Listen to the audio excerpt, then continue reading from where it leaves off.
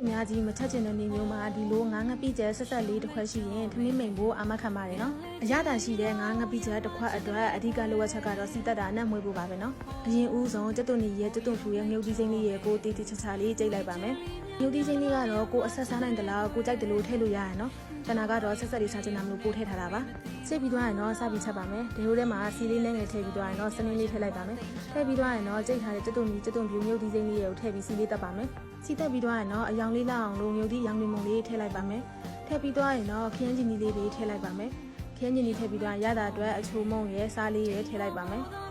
ထည့်ပြီးသွားရင်တော့ခရမ်းချင်ကြီးအနှစ်ကိုတေးသေးချာချာလေးကြည်နေအောင်ချက်လိုက်ပါမယ်အနှစ်လေးတွေကြည်သွားပြီးဒီလိုနေထားလေးရောက်ပြီဆိုရင်တော့တဏ္ဍာကငါးလေးတွေထည့်ပါမယ်